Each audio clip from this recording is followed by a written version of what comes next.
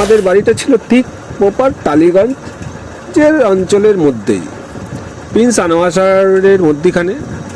হঠাৎ একদিন একটি সন্ধ্যাতে কুকুরগুলো খুব ছাদের উপরে চিল্লে উঠল।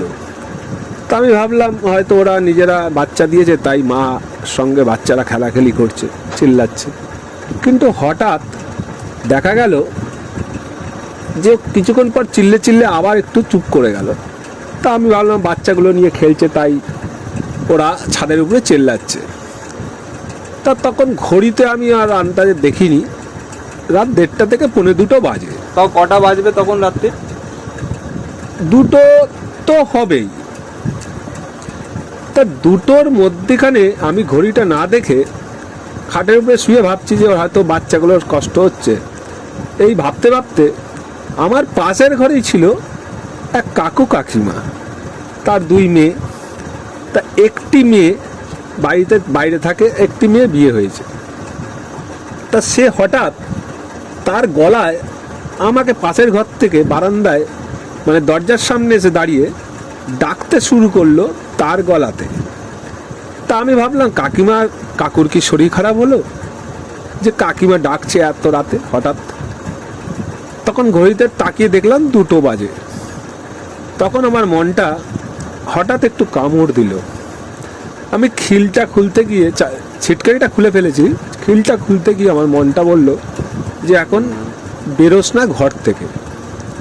তা হঠাৎ আমার লালি কুকুরের পায়ের আওয়াজ এবং ডাকও আমি আর শুনতে পাচ্ছি না ছাদ থেকে। তখন তো আমার মনটা কামড় মারাতে আমি আর দরজাটা খুললাম না।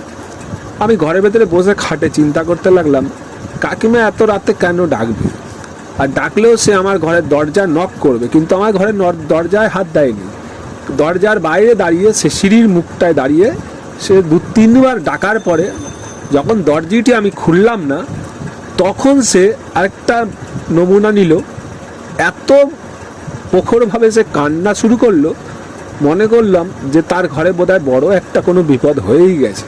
এটা সত্যি কি সেই কাকিমাই ছিল পাশের ঘরে, না আপনার কি মনে হয়েছিল কি হতে পারে ওটা? কাকিমা তো ওখানে ছিলই না, সে তো তার ঘরে স্বামীকে নিয়ে শুয়ে আছেন। কিন্তু তারই রূপে গলায় আওয়াজটি করেছিল এই কারণে, সেই যে ভয়ঙ্কর পেতনিটি ওখানে এসেছিলেন, সেই পেতনিটির আওয়াজ এতটাই সে কাকিমার নকল করেছিল যে অন্য কেউ হলে হয়তো খুলে দিত দরজা। কি হতো তা আমি জানি না। সেটা পেতনিও হতে পারে, অপদেবতাও হতে পারে, যে কোনো কিছু হতে পারে, তাই তো? তা হয়তো, কারণ পেতনি এই কারণেই বলছি যে পেতনি ছাড়া ওই রকম ভাবে বিভৎস কান্না কোনোদিন কেউ করতে পারে না মানুষ ছাড়া। মানুষ ব্যতীত অন্য পেতনিরাই শুধু পারে এই রকম ভয়ঙ্কর কান্না, যে আমি দরজাটি যাতে খুলে দিই, আমি বাইরে বেরোই।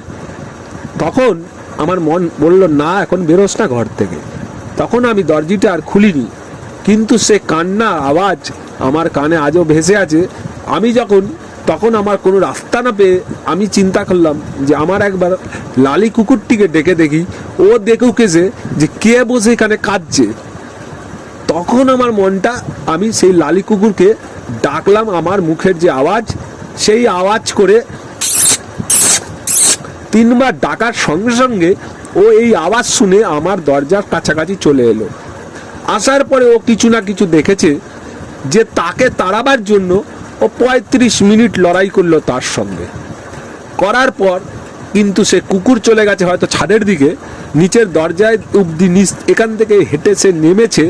সাদা চুন পড়েছিল আমাদের গেটে, মানে রাখা হয়েছিল যাতে সব জায়গায় দেওয়ার জন্য, নিয়ে এসে এক বস্তা রাখা হয়েছিল, সেটির মধ্যে থেকে কিছুটা পড়েছিল বলে তার পুরো স্পষ্ট দেখা গেছে অর্ধেকটি আঙুল ছাড়া, গোড়ালিটি ছাড়া প্রতিটা পায়ের ছাপ, এক একটা করে সিঁড়ি টপকে টপকে সে উপরে উঠেছে এবং দরজার থেকে আবার ছাদের দিকে।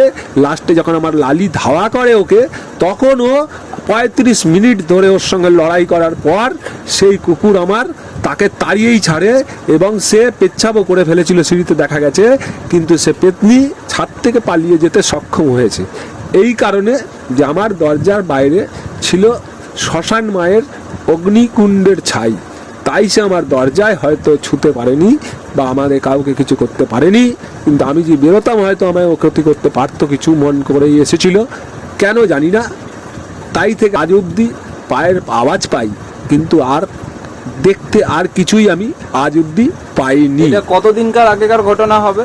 হলো 12 বছর তো হয়েই এলো প্রায়। এই ঘটনাটি আমার নিজের জীবনের অভিজ্ঞতা থেকে আমি বললাম।